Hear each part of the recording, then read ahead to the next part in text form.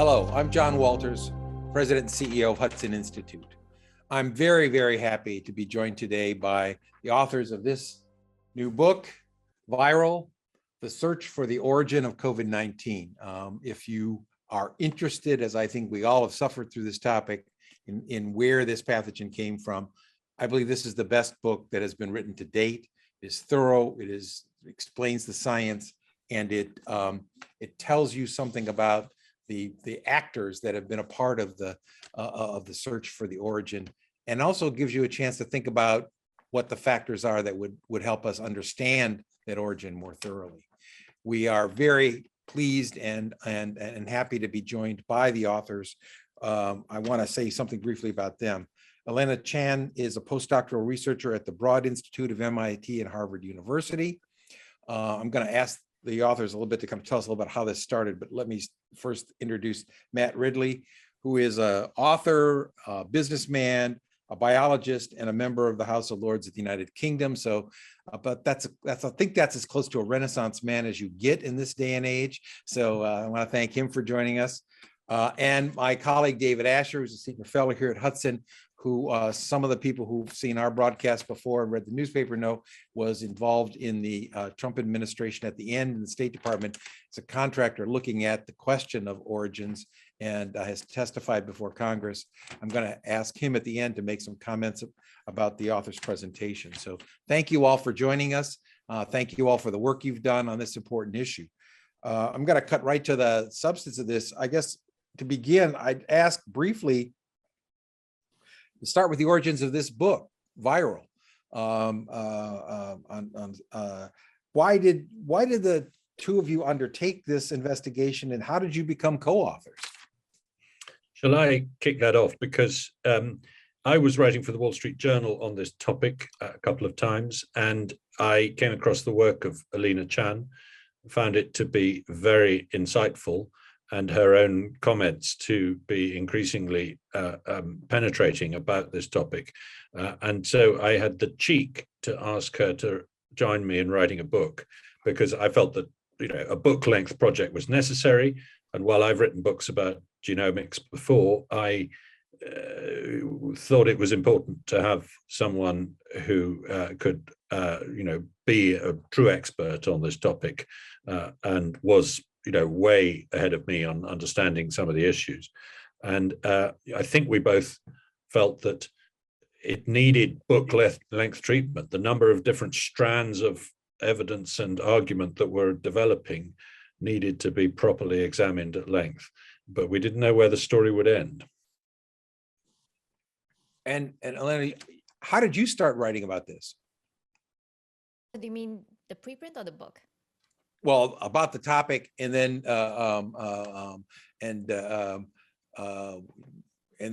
how did you decide to join in a book-length effort? So for me, it started with this striking observation that SARS-2 looked pretty well adapted for human transmission by the time it was detected in December 2019 in Wuhan. And over the next half a year-ish, after I put out my first preprint in May 2020, I started to look into a lot of these mysterious findings related to SARS-2-like viruses being worked with at the Wuhan Institute of Virology. And so when Matt reached out to me at the end of 2020, I had actually been speaking with him and many other investigators, like self-nominated investigators of the origin of COVID for several months. And I realized that social media and the news are quite fickle. So even if you tweet like 10,000 times, all of those will be washed away with time. And so I knew that it was imperative for a book to be written on this topic that would stand the test of time, and that it's important that this book would be written by both a very talented and amazing science writer as well as a scientist who understands all these techniques and what's being written in papers. Well, thank you. Okay, I want to make sure you get time to describe and explain the basis for your conclusions. You are very careful, and you set forth the arguments for alternative explanations, and you discuss the weight of them. And you discuss what you call burden tennis, or the movement of the burden of proof among different patterns of analysis and conclusions. Let me just ask you, what are the possible origin scenarios for COVID-19? And where do you think the evidence currently points? Well, shall I again jump in on that? And please, Alina, jump in before me if I'm talking too much. I think we can rule out a number of scenarios, that it came from outer space, or that it came from frozen food from a different continent. And indeed, we can probably rule out, we reckon, that it's a deliberate bioweapon. We think there's very little evidence for that, none at all, in fact. So that leaves us with two strong theories. And in our view, they're equally plausible a priori, if you see what I mean. There's no reason to decide that one is definitely more likely than the other. One is that it was developed, we know it came from a bat. It's a bat virus naturally. How it got from bats to humans is the question. And there's two possible routes. One is through the food chain, through the catching of wildlife to serve in markets to customers, or possibly through a farmed animal. And the other possibility is through research, through the extensive research program that was happening in China, focused on the Wuhan Institute of Virology, but working mainly in southern China and collecting viruses from bats and bringing them to Wuhan for study. So these are the two obvious routes that need looking at. Now, your reference to bird and tennis, it's a wonderful phrase that came from Dan Dennett, the philosopher. He says people often argue, the burden of proof is on your side of the net, and somebody says, no, it's on your side of the net. And we found that in this case, an awful lot of people assumed and still assume that the default assumption must be that it's a market event, because that's what's happened before in the case of SARS, unless we find evidence that it's a lab event. We don't think that's fair. We think both are possible and plausible and should be treated equally in terms of assessing the evidence for them. Alina? The folks on the natural origin side of the story know that the burden is on their side now, because they've spent at least a year and a half searching for an animal source of this virus, and they found nothing. So according to Chinese authorities, they went through tens of thousands of animal samples. They tracked lots of people, and now they're checking banked blood samples in Wuhan prior to December 2019. And they have yet to find any sign of an earlier circulation of this virus or an original animal source. Furthermore, there have been many, let's say, surprising leaks and FOIA, Freedom of Information Act obtained documents showing that there was really quite extensive coronavirus collecting and manipulation at the Wuhan Institute of Virology. And the analogy I like to use is that in one document, they proposed putting a horn on a horse in early 2018. And at the end of 2019, a unicorn appears in that city. So I'd say that the burden is on the natural origin side to show that these activities, this really collection of tens of thousands of high-risk pathogen samples from animals and humans across 8 countries, collecting into Wuhan city and doing these experiments when novel genetic modifications are made to these viruses, that did not lead to the emergence of SARS-CoV-2.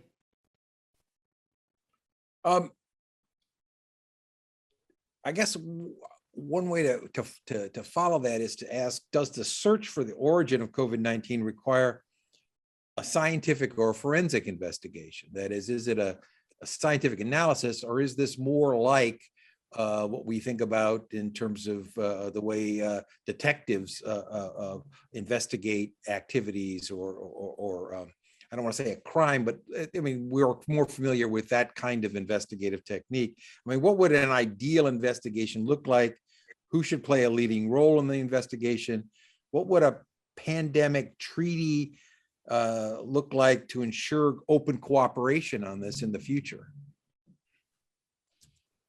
Do you want to take that first, Alina? Yeah, I think I'll take this one first. So I think that at the beginning of this pandemic, everyone assumed that it was a purely scientific question.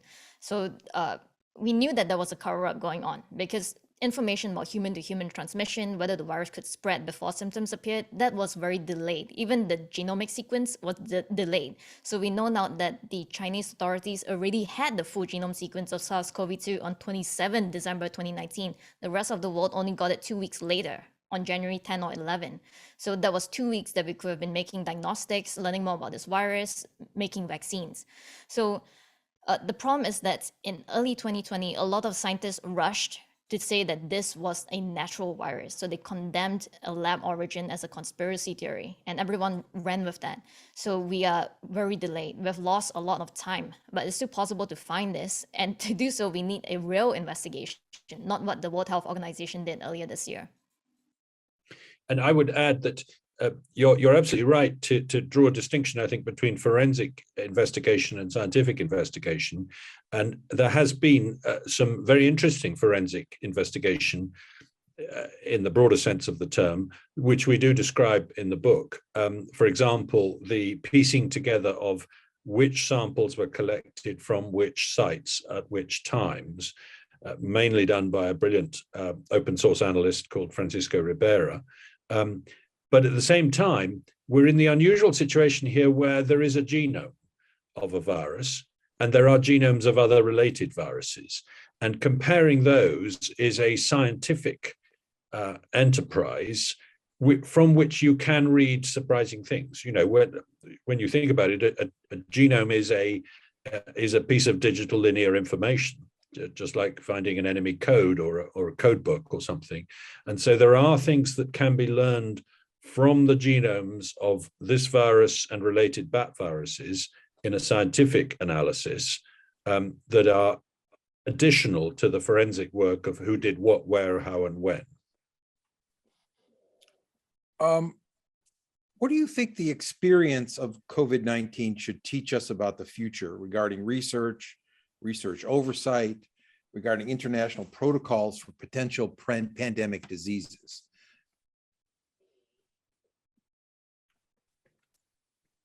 I was waiting for Alina to jump in on that, but I'm maybe take it.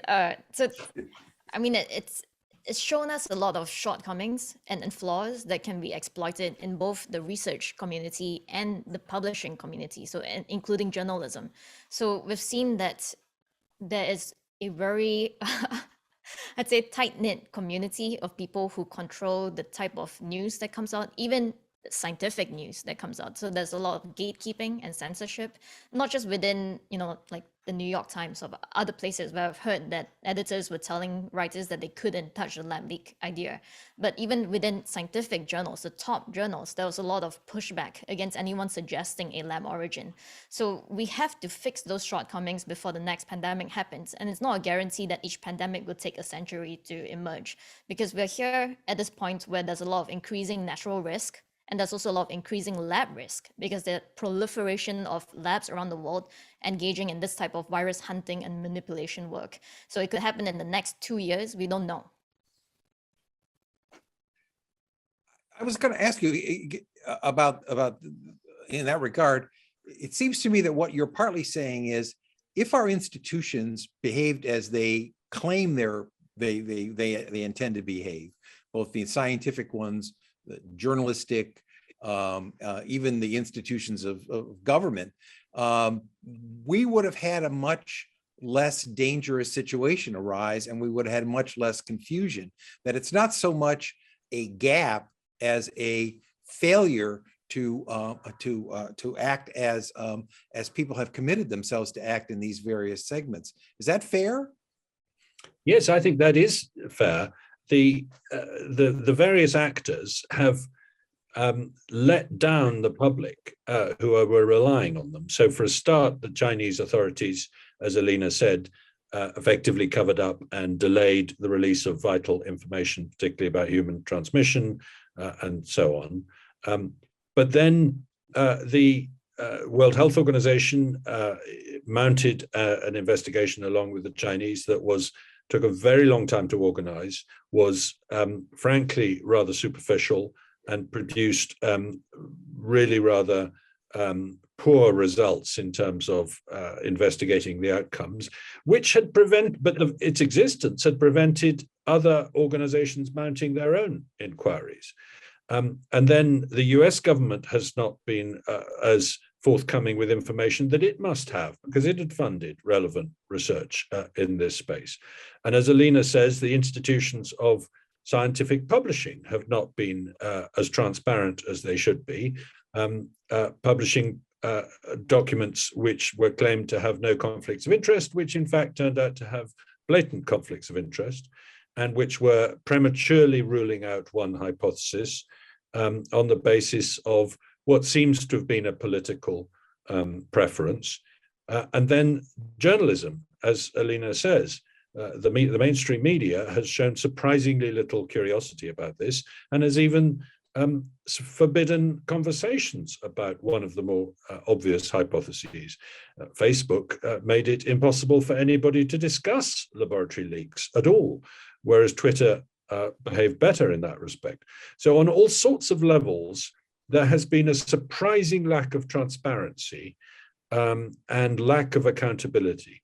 And, you know, just to go to the heart of the matter, there exists in Wuhan a database of 22,000 samples, most of which are from bats, samples and specimens and sequences. And that database went offline just before the pandemic. It's never been brought back online. We don't have any idea what's in it. It could tell us a lot of information about the viruses they were working on in that institution after 2016, about which we know nothing. It may be irrelevant. It may prove that there's nothing there of any use, but it is quite extraordinary to develop a large database as part of an effort to prevent pandemics and then not release it when a pandemic comes along. Yeah, I guess one of the things that struck me in reading some of the other accounts, but your book really brought home to me, is the failure of established institutions designed to promote inquiry, protection, the sharing of critical information, the failure of those institutions, but the resiliency of individuals who communicated privately at considerable risk in some cases, as you note, and so overcame this. I mean, in a certain way, the institutional failure is in contrast to the individual heroism and dedication, including yourselves, frankly, to put your own reputations, because we all could remember when some of the things that you investigated and said were a source of ridicule and professional attack. So I'm struck by, I don't know, it's hard to think when you have multiple institutions fail how to reform that, because it's not one thing, it's not creating just something new. It's, you have to do what you say you're going to do, which is a moral issue more than a institutional issue. But also, it seems to me that the challenge is to allow individual questioning, and in some ways, the individual contact, social media and electronic media allowed you and them to do that in ways that wouldn't have been possible before with less open connectivity, even in the environment we faced. To go one last question to you. You rightly pointed out there are not only additional pathogens here, but that as you note and others have noted, David as well, synthetic biology is growing very rapidly, and the possibility of both there being more naturally occurring pathogens that are discovered, but also the modification and creation of pathogens, the danger here is increasing. Given what happened here and given where we are now, and you know more about this than I do, what are the first steps we should do to better detect and prepare for these dangers in the future, and not fail to learn from this experience? It's been so terrible. Can I jump in? And I suspect Alina's very well placed to answer that question, because she's been thinking very hard about how we do develop a pandemic treaty and move forward to open up research and make it better. But I do just want to emphasize a point in your preamble to that question, which is the importance of courageous individuals here. I'm towards the end of my career. I'm self-employed. I don't worry about what people think of me, but it's very, very brave of someone like Alina towards the start of a scientific career in these large institutions to devote a lot of time to what is an uncomfortable story for a lot of established science. And we did rely and come to depend heavily on, and the whole story has come to depend heavily on, a few extraordinarily brave and persistent individuals, open source analysts who look into sources of information that are hidden. They're not secret, but they're hard to find, and piece together information of great value. And this does feel to me like quite an interesting case of citizen science, of where, the big well-funded institutions did not devote much effort to finding out the answer to this question, whereas these individuals in their spare time did. And I just think that's an important aspect of it. But Alina is perhaps best placed to talk about where we go from here to improve these aspects. Yes, so I want to talk about the pandemic treaty, but first, I think it's important to acknowledge that this search for the origin was corrupted pretty early in 2020. It was cast as a racist thing to ask. It was cast as an anti-science thing to ask, and it put a lot of burden on the citizen journalists and scientists because they had to push back against all of these accusations of racism and being anti-scientific. Even as a scientist, for me, it was just nonstop. Even other scientists were calling me anti-scientific or racist or race traitor. And so I was just, a scientific problem became corrupted. So being unable to ask this question, being unable to gather evidence and discuss your analysis, just in the face of all of this abuse, that anyone who questions whether a virus could have leaked from a lab in Asia must be racist. So we have to learn from that and not jump to these conclusions the next time. Like we can't possibly have a future where only lab outbreaks in white people country can be investigated, whereas anything that comes from parts of Asia or Africa or South America cannot be investigated because it would be racist or anti-scientific. That's crazy. So that has to be solved. But there's also these global problems of just a complete lack of preparation for what happens when the outbreak occurs. Is that there are no whistleblower channels.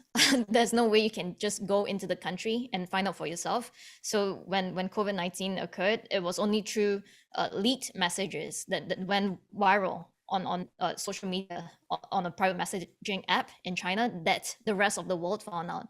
So it wasn't that the Chinese authorities told us, it was through leaked messages. And following that, all these critical information about transmission, about whether it could spread without symptoms, that also had to be leaked. So this cannot be in the future. There has to be a pandemic treaty where each country can nominate on day 0. The moment they hear about the outbreak, they get to pick a new person, and that person goes straight in to gather evidence. Because the stakes are extremely high here. We are seeing something like an estimated 15 or 16 million deaths and hundreds of millions of infections. So there's no space for a country to say this is a private matter and that you can only hear what we want to tell you at the time that we want to tell you. Well, thank you. I'm going to let David Ascher say a few things about what you've said about the book and any other observations you want to make on this, David. Thank you, John. And I just can't thank Alina and Matt sufficiently for what they've done, because it really reads to me like an indictment, but it's not an indictment of the government of China.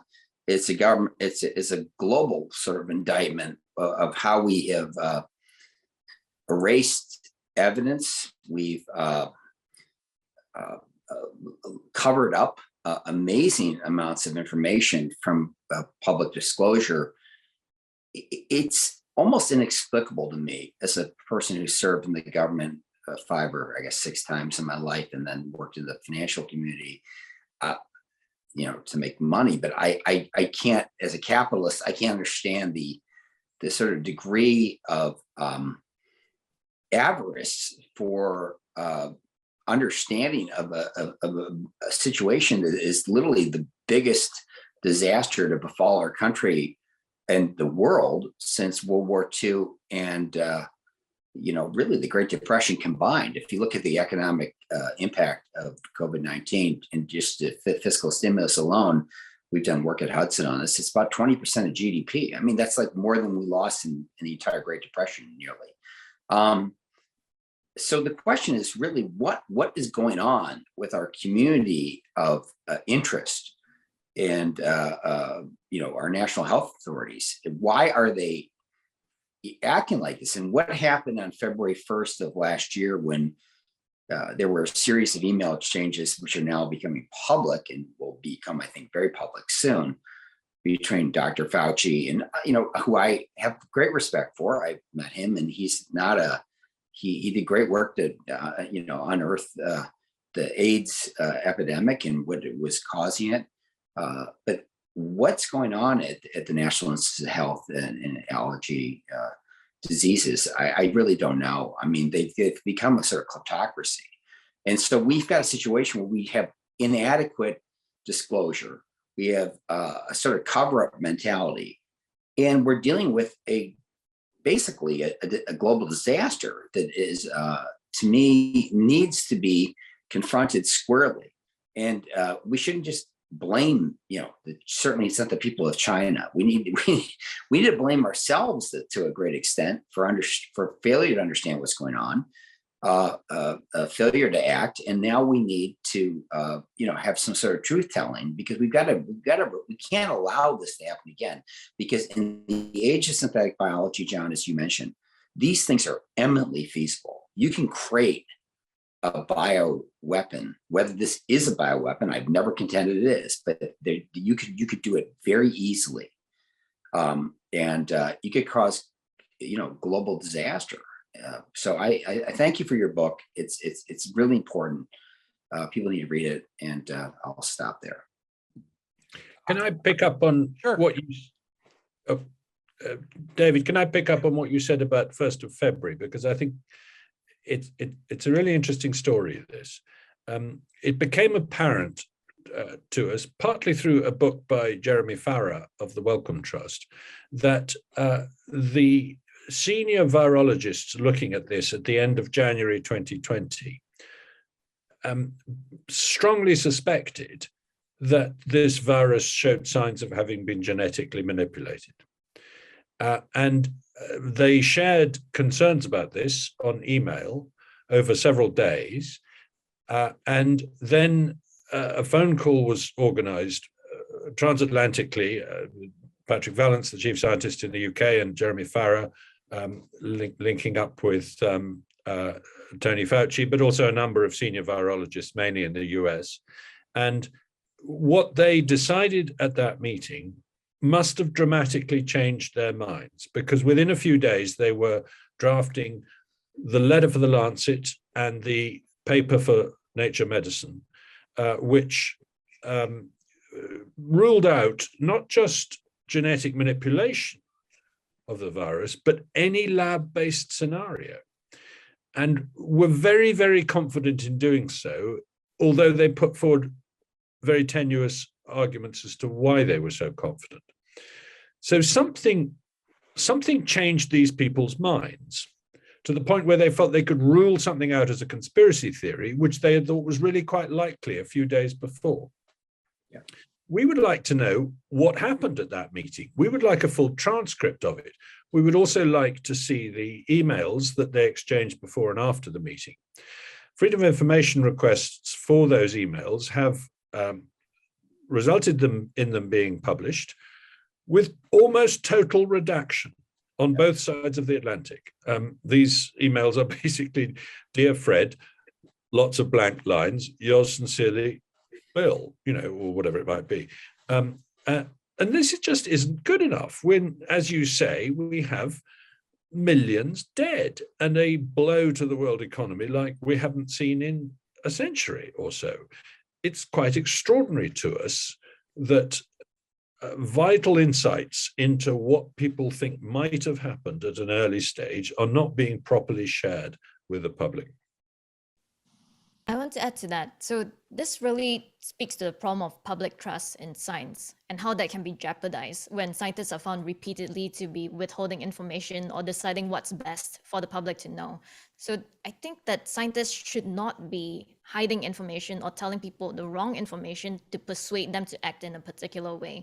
Because when people find out that you've been telling them that masks don't work so that they don't go and buy masks, it just how can they believe you with anything else? When you tell people that it's not airborne, that the virus is just spread through the surfaces, how do people protect themselves? So similarly with the origins, I believe that there were some scientists who were fearful of talking about a lab origin because they were worried that the public would panic and that there would be racism and all these things. Like, yes, these terrible things happen, but think of what happens when the public finds out that you've lied to them or that you've concealed information and the long-term effects of that.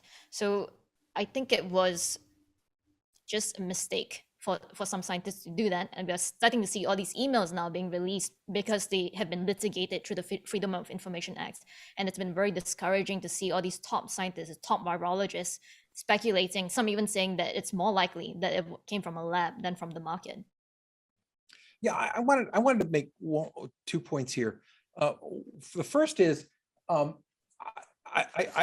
we've done a great job, and you've done a great job kind of summarizing the book. But I want to emphasize to the people who watch this how important it is and how careful this book is in going through each and every one of the bits of evidence, how they were related, sometimes how they were distorted, and how critical parts were missing. And we've talked in more general terms here because of the circumstance of a conversation like this.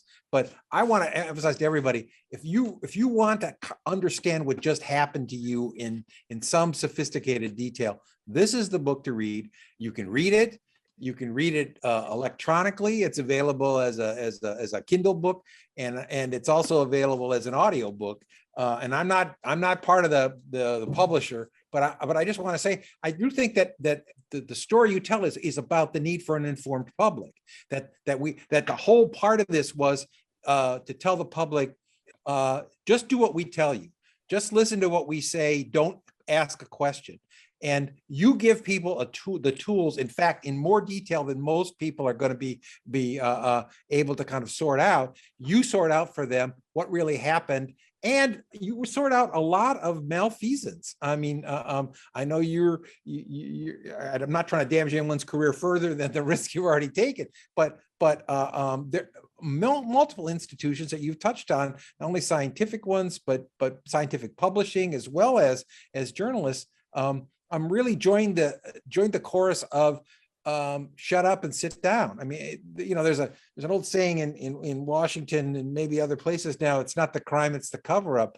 I really think that again, you're careful about, this was not a bioweapon that was released intentionally. Okay, you make a strong case that the evidence isn't there for that. But the real problem is, okay, but why is there this massive cover-up, right? I mean, why? I mean, from scientists, some of whom are not even necessarily connected with this, but some who are connected with it, and the institutions in the United States and in China. I mean, the real outrage, I think, here is the harm that's happening and the unwillingness to come forward and be frank and to help provide, and not just blaming, but information that would help save lives and save lives sooner and contain spread and help us prepare for variations and other things. Some of that evidence still isn't out, as you point out. And that's something that we should insist on being more demanding about in the future. It's kind of shocking now, the kind of lull in looking for origins that your book shows is so important. And I know there's efforts, and David's been involved in them, to create a commission to do that in the United States that is not partisan and not subject to distortion itself, but it's really a global issue, and the unwillingness of countries to come forward. I like the convention idea. My only question is, who's going to be honest this time? It's kind of like once everybody takes responsibility and fails, then it's like, okay, well, how do we know we're going to get people who are going to keep their word and carry out their responsibilities? I guess that's always a problem with human beings. But do you have any thoughts about what should happen next? Well, can I come in on a couple of points there? The first is just, you were kind enough to say some nice things about the book. We hope this book sells a huge number of copies. That's not because we're trying to make a fortune. In fact, we've already agreed that we'll give away half the proceeds to charity in both our cases. But the reason we've gone for a commercial publisher, rather than an academic one, is because we want as many people as possible to engage in this conversation. We want this story widely known. We want to open it up, as you say, and it's been frustrating to us that so much of this debate has not been allowed to happen, and it badly needs to happen. And there's a parallel I like to draw with what the airline industry has done in the last few decades, which is to make sure that we learn lessons from every crash. That we don't, it's not so much about blame as about learning lessons. And in that way, what you get out of a black box, and the fact that every plane must have a black box, and every piece of information from that box is shared with everybody, so that everyone designing and operating airplanes can make sure they learn as many lessons from what happens anywhere in the world. That should be the same in this case, whether it's a market spillover or a laboratory leak. We want to be able to pin down the lessons that the world has to learn and share them as widely as possible. Because, there are wildlife markets selling animals all over Southeast Asia and Africa. And there are laboratories doing research on highly dangerous animal viruses all over Asia, Africa, Europe, North America, and so on. So, we're playing Russian roulette with something here. We don't know which of those two, but something has to be learned. Alina, do you want to say anything else? Really disturbs me is that there were some collaborators of the Wuhan Institute of Virology who, if they had checked their records and their emails when SARS-CoV-2 was first detected in Wuhan, they would have realized that the Wuhan Institute of Virology was working with several of the closest viruses related to SARS-CoV-2 at the time, that they were synthesizing completely new SARS viruses, putting in the type of unique genetic modifications that we see in SARS-CoV-2, and had been collecting thousands of samples from not just China, but even 7 Southeast Asian countries, including Laos, where another very close relative of SARS-2 has been found, and concentrating all of these animal and human samples from the wildlife trade in Wuhan city. So we are only finding that out in fall of 2021, almost 2 years since this virus emerged in Wuhan. So the lack of transparency and lack of forthcomingness just leads people to this perception that scientists are hiding things. And this reflects badly on the entire scientific community, even though it's just a handful of individuals who made these decisions either of negligence or self-preservation. So I think that moving forward, there are many ways we can introduce structural changes to ensure that the research is more transparent. And that has to do with journal editors as well, and as well as database managers. So having policies where you say, no, I'm not going to publish anything where I see that you've sat on pathogen sequences for more than 2 years, or no, I'm not going to publish your papers because we've seen time and again that you are publishing data that doesn't exist. Those problems have to be solved before the next pandemic happens. And we can't keep making the same mistakes again and again. They're very costly. Yeah, they certainly are. Well, I want to thank both of you, both for, again, the book and the courage you've had. And I want to thank David for the work he's done for our government and continues to do with our Congress. And I want to say to our audience one last time, look, it's the holiday season. Get out your copy of Dickens' Christmas Carol and enjoy the memories. Watch It's a Wonderful Life. But for the sake of being a better citizen next year, buy this book and read it, because in addition to questioning among institutions, we need people who are good citizens. This is something you need to be informed about, and you don't know enough about to be an informed citizen, to ask your own and support your own government officials who do the right thing. Because at the end of the day, our democracies are based on the strength of the people who are the members of the democracy. And this is also a book that allows you to be a better citizen. And so thank you both for joining us. Thank you for your work. And my thanks to David for joining us as well in the work he's doing with my colleagues here at Hudson. I hope the book is a great bestseller, and I hope you have a follow-on to help us structure some of the institutions and reform them in the future. So thank you all, and happy holidays. Thank you.